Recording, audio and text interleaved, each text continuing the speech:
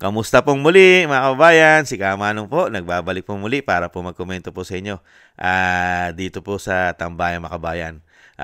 Magandang umaga po muna, tanghali, hapon, gabi. Madaling araw po sa ating lahat. Sana po nasa maayos po tayong kalagayan mga kababayan. Samahan nyo po ang inyong lingkod. Mag-umpisa na po tayo. Komentuhan po natin mga tambay. Ito naman pong pasabog naman po sa House of Representatives sa kanila naman pong ginagawang investigasyon ng flood control ng grabing korupsyon mga tambay. Ito yung napakalakas po magpatalo sa casino mga tambay. Itong si Bryce Hernandez po mga tambay o Bryce Hernandez ay grabe po ito. Mga kabayan, dating DPWH sa ano po ito? I think nasa DPWH po ito si Bryce Hernandez. At grabe po, nagpapatalo po ito ng daan-daang milyon sa casino mga kabayan. Grabe. At pinasabog naman po niya na tumatanggap daw po ng lagay o komisyon ang dalawang senador mga tambay. Tingnan po natin mga kabayan. At ang pinagtataka po natin, wala man lang po sinabing congressman. Unbelievable. Ganyan po talaga ang politika eh. Kanya-kanya pong ano yan eh. Kanya-kanya save. You know? Ito po mga tambay, pakinggan po natin. Rosalie, ano na ang pinakamalaking detalyeng lumabas sa ikalawang pagdinig ng House Infracom ngayong araw? Aga sa unang bahagi ng ikalawang pagdinig ng House Infra Committee o Infracom, inusisa si dating Department of Public Works and Highways o DPWH Bulacan 1st District Assistant Engineer Bryce Hernandez na pinatawan ng contempt ng Senate Blue Ribbon Committee kahapon dahil sa umano'y pagsisinungaling ng tanungin sa detalye ng kanyang pagkakasino. Kasama ni Hernandez si dating DPWH Bulacan 1st District Engineer Henry Alcantara sa mga isinasangkot sa maanumalyang proyekto sa probinsya ng Bulacan. Humiling si Hernandez ng proteksyon mula sa Kamara at umapailang wag nang ibalik sa Senado dahil may mga sangkot umanong senador sa katiwalian sa mga proyekto. Sinabi ito ng dating DPWH official nang tanungin kung para kanino ang salaping nakukuha mula sa contractors na nasa likod ng natuklasang ghost at maanumalyang flood control project sa probinsya ng Bulacan. Sa kanyang salaysay, nabanggit nito ang ilang pangalan ng mga senador. Pakinggan natin ang pahayag ni Hernandez. Habang ako po ay nakadetain, kapag-isip po ako at nagdesisyon na maglabas ng ilang nalalaman ko sa flood control project base po sa aking natatandaan sa ngayon. Tama po si Senator Lacson na ang mga engineers ng DPWH ay tila naging legman o bagman na lang. Kung tatanungin niyo po ako kung sino o kanino kami naging bagman, sasagutin ko na po ngayon. Sabi ni Senator Marcoleta kahapon, ligtas ka na. Hindi po ito totoo. Si Senator Jinggoy Ejercito Estrada, Senator Joel Villanueva, Yusek Robert Bernardo, at D. Alcantara. Si Senator Jinggoy po ay nagbaba ng 355 million ngayong 2025 sa mga ilang projects sa Bulacan.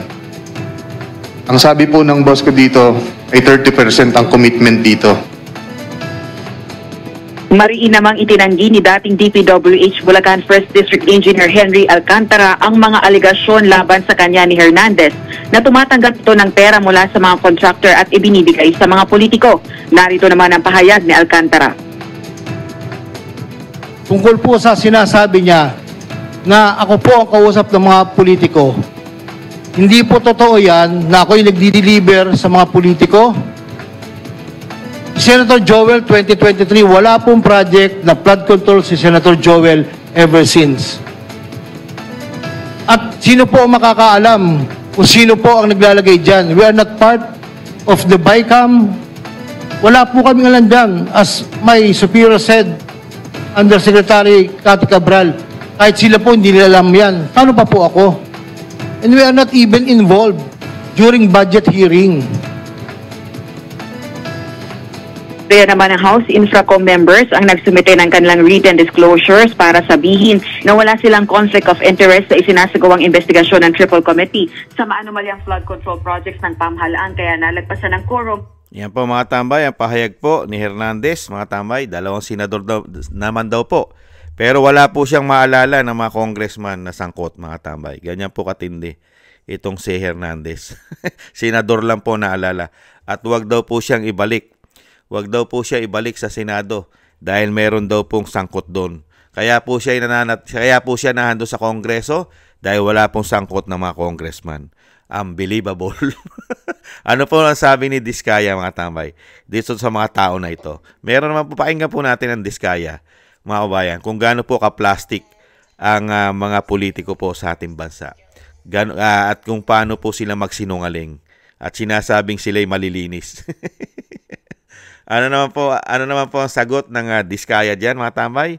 May sagot po ang Diskaya diyan eh. Ito po ang sagot ng Diskaya sa kanila, mga kabayan. Noong nakaraang hearing din po ito eh. Kung tutuusin, hindi lang naman kaming mga kontraktor ang nakikinabang dito. Marami din sa inyo, mga politiko, ang nagpapataba ng bulsa sa pangungurakot. Ang totoo, may hati-hati yan mula sa pinakamataas hanggang sa mga nasa gilid lang ng sistema. Huwag nyo kaming gawing panakipbutas kasi kung babalikan ang lahat ng transaksyon, makikita ninyong mas malaki pa ang napupunta sa inyo kaysa sa amin. Lahat tayo alam ang laro, pero pag nahuhuli, kami lang ang tinuturo at pinarurusahan. Kaya huwag ninyong ipakita sa publiko na malinis kayo dahil sa bawat proyekto may kapalit na porsyento para sa inyong mga opisina. Ang sistema mismo ang nagtutulak sa amin na sumunod kung hindi kami papayag, wala kaming makukuhang proyekto. Pero sa likod niyan, kayo rin ang pinakaunang nagdidikta kung magkano ang dapat itabi para sa inyo. Kaya kung talagang seryoso kayong mag-imbestiga, wag lang kaming kontraktor ang sisihin. Tingnan ninyo rin ang mga pangalan na nakaupo ngayon sa mga komite, sa mga ahensya, at lalo na sa mismong mga nagpapalakad ng gobyerno. Dahil sa totoo lang, pare-pareho tayong nasa iisang lamesa, iba-iba lang ang laki ng parte na nakukuha. Kawawa po talaga ang mga mamamayang Pilipino kasi ninanakaw lang natin ang kaban ng bayan. Pera ng taong bayan pero tayo ang nakikinabang. Hindi ba tayo nahiya? Ang mga mahihirap mas lalong naghihirap. Kaya tama na ang pangungurakot natin. Yan po mga tambay. Ano sa tingin po ninyo mga tambay? Mga kabayan, malilinis po ba itong mga congressman na ito? O talagang meron lang pong pinagtatakpan ang mga congressman? Dahil po, lalo-lalo po itong si Hernandez, mga tambay, at si Alcantara, mga kabayan. Ayan. Alam naman po nila. Alam naman po nila kung sino-sino po ang tumatanggap po dyan. Halos lahat po ng politiko. Magmula raw po sa taas. Magmula sa taas. Sino po ba'y nasa taas? Sige nga. Hindi po ba? Kaya nga walang natapos na proyekto eh. Wala po silang build, better more. Wala po silang gano'n na malalaking proyekto na matatapos. Ang natapos lang po nila, kurap pa more. Yan po, diyan po sila naging better. Better po sila sa pangungurakot, mga kababayan. Yan po ang kanilang legasya, mga kababayan. Hindi po ba? At yan po, ito pong sinasabi ni Hernandez, mga tambay. Politiko po si Jinggoy Estrada. Politiko rin po si Villanueva. Hindi lang po yan ang mga politiko. Marami pong politiko sa Senado. Hindi po ba? Ang napagtataka, kung kumikita po at namumorsyento po ang mga politiko, ayon na rin mismo kay Diskaya, ay lahat po halos, basta may hawak na proyekto ay kikita, makakakomisyon. Yan po ay lakaran na. Lakaran na po nila yan sa gobyerno sa napakatagal na panahon. Kaya nga lang po ang sinasabi po natin, kumikita man itong mga politiko na ito, hindi po ba? Kaya lang, ang nangyayari po sa trabaho, mga kabayan, natitipid. Sobra-sobra po. Ganyan po. Kaya po nagiging korap ang politiko. Dahil yung proyekto na sana'y ilagay mo na tama at dekalidad ang iyong gagawing proyekto. Dahil po sa mga greedy, gahaman, at kurap na mga demonyong politiko ang nangyayari po sa mga proyekto natin, lalo-lalo po ginagastosan po ng taxpayer at nakakautang pa po ng isang damukal na pera na taong bayan na magbabayad, ay nawawalan po ng saysay, mga kababayan. Nasasayang ang pera ni Juan de la Cruz na hindi sa proyekto, programa na pupunta sa mga bulsa ng mga demonyong politiko na yan, umano. Kaya dito po mga tambay, nakikita po natin, ito pong pinasabog ni Hernandez na matakaw din po sa pera at matakaw po sa sugal sa kasino. Mahirap pong paniwalaan na magtuturo ka lang ng 2 senador sa nalalaman mo at nagkaroon ka na ng amnesia sa ibang mga pangalan ng congressman at iba pang sangkot. Hindi po ba? Hindi po ba nakapagtataka at merong nangangamoy na cover up? Hindi ba? Pinoproteksyonan mo ang Kamara, ang mga congressman, na wala ka man lang binabanggit na napakarami po dyan, lalo-lalo sa Bulacan. Sa Bulacan po ay merong congressman. Bakit senador ang pinapuputok mo? Kung nagpaputok ka ng senador, damay mo rin ang congressman dahil mismo dito mismo sa mga diskaya, lahat halos nagkakaroon. Nagkakaroon lahat. Di po ba? Dahil hindi naman po mabibigay at marireward ang isang proyekto na hindi mauulingan itong mga congressman at mga senador, lalo-lalo kung may hawak sila na proyekto sa isang lugar.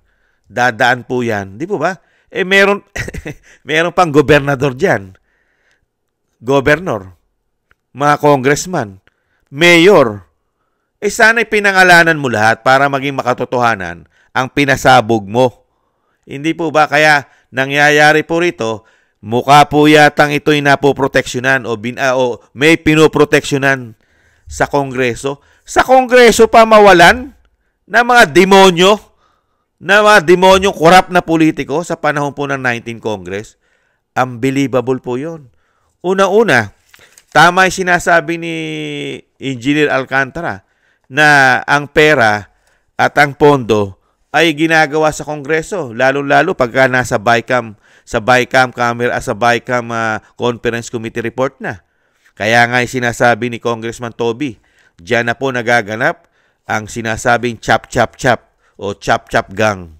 Yung mahilig po sa chap-chap gang, mga kababayan. Yung malalaking proyekto ay china-chap-chap-chap, mga kababayan. At sila na po ang nagdi-decide o nagsasabi kung saan ilalagay ang mga pera sa Bicameral Conference Committee report. At pinangalanan po yan, mga kababayan. Pinangalanan po yan ang una-unang speaker, Saldico, at si Stella Kimbo, at si Manix Dalipe, at si Nonoy Libanan. Yung mga congressman na yan. Hindi po ba? Kaya dito po mga tambay, ito pong ginawang pasabog ni Hernandez. Ito po kulang. Kung magpapasabog ka, iipit ka lang ng 2 politiko, pero ise-save mo at wala kang sasabihin. Sa tagal mo na din dyan sa DPWH. Di po ba? Sa tagal mo dyan, wala kang nakilala at walang nanuhol o wala kang walang involvement ng mga congressman, lalo-lalo sa Bulacan. Unbelievable. Hindi po ba? Tapos ngayon, humihingi ka ng proteksyon na huwag ka nang dalhin sa Senado dahil may involved na mga senador doon. Pero pagdating sa Kamara, gustong-gusto mo, diyan ka sa Kamara dahil diyan hindi ka natatakot sa Kamara, sa House of Representatives dahil walang involved na mga congressman. Ganun po ba yun, mga kababayan? Hindi po ba gaguhan ito at katarantaduhan? Kaya po dito po, mga kababayan, sa ginagawa pong hearing ng House of Representatives, house show po yan. Mga kababayan, naghahanap lang po sila ng sinasabing magiging savior nila. Yan, katulad yan. Meron na pong nagtatanggol sa kanila. Ise-save ang kanilang mga reputasyon. Katulad po ni Hernandez, mga kababayan. Kaya kailangan po isisilang po ito. Ayan, sa mga senador. Unbelievable. Nagkaroon na po siya ng amnesia. pagdating po sa mga congressman, nakapagtataka. 300 plus na congressman, kasama ang party list, wala ka malang naalala ni isa. Samantalang sa senador, mga kabayan, nakaalala ka ron. Kung hindi ka ba naman hindot, ibang klase ka.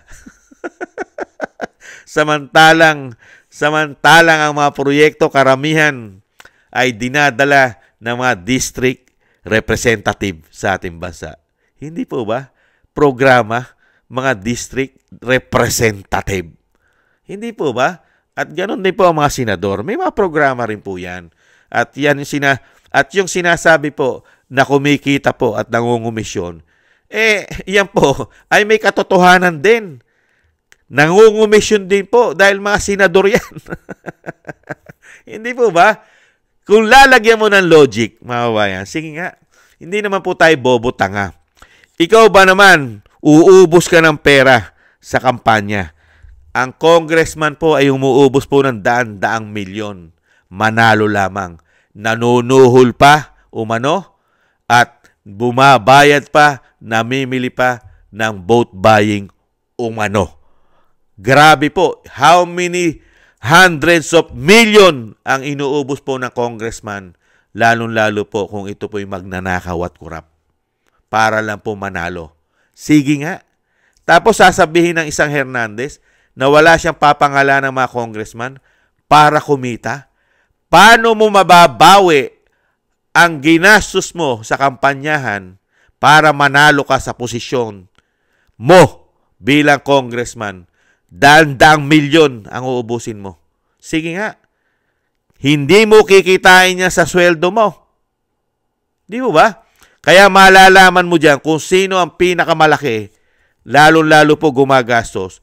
Tsak po na meron umano yung komisyon dahil kailangan nilang bumawi sa gastos nila. Unang-una, kukurap. Di po ba? Babawiin nila yan sa kabangyaman. Di po ba? Dahil nga sanay na po yan magnakaw. Kaya malabo pong sabihin na itong mga congressman ay hindi po yan nangungumisyon. Magsisiyaman ba yan? Bibilis ba ang pagyaman yan? Kahit sabihin mo yung mga congressman na yan ay may mga negosyo, instant, magiging bilyonaryo ka? Di po ba? Saka, marungis ang politika ngayon, lalo-lalo nung pumasok ang 19 Congress kasi hindi na po yan natutukan. Hindi katulad ni dating Pangulong Duterte, natutukan po yan. Di ba? Nabantayan ng mga magnanakaw. Kaya nga hirap na hirap sila magnakaw. Hindi po ba? Ayan po sa Kongreso pa lang. Paano pa yung ginagastos? Paano pa yung ginagastos ng mga senador? Mas malaki po ang gastos ng mga senador. Bakit po? Buong Pilipinas pong mangangampanya yan Hindi po ba? At marami rin po magpo-protection dyan sa mga politiko, lalo-lalo po yung mga nagdo-donate. May mga donation fund po yan. Hindi po ba? Kaya nga yung ibang politiko nakakakuha pa ng donation. Saan? Sa mga contractors, sa mga engineer, sa mga district engineer. Hindi po ba? Dahil para sigurado na yung proyekto nila ay sila ang makakuha. Hindi ba? Di umano? Kaya wala pong malinis dyan halos. Mga bayan, gumagastos ka ng daan-daang milyon o bilyon, manalo ka lamang.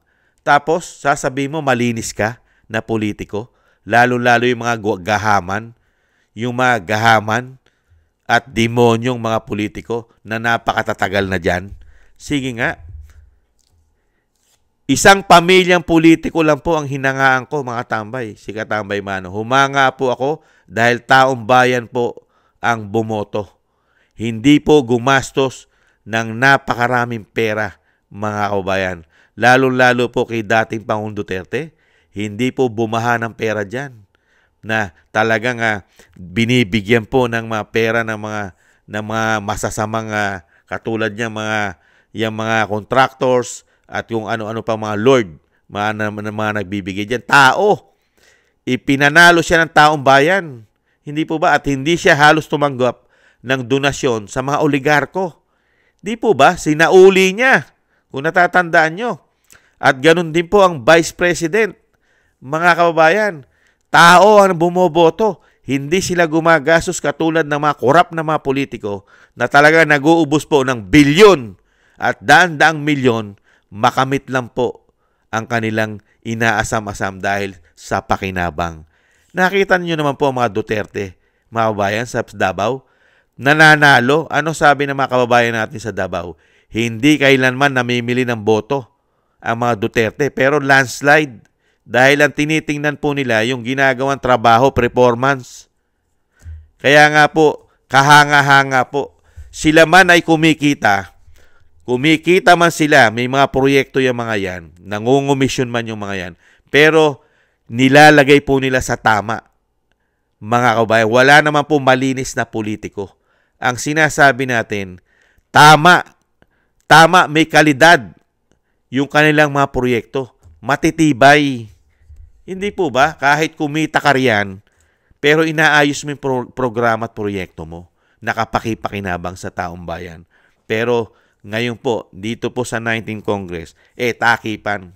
Nagkakaroon po ng takipan at unbelievable po yan, mga kabayan, na meron kang pinasabog na 2 senador, pero ayaw mo magpasabog ng mga congressman dahil nasa kongreso ka.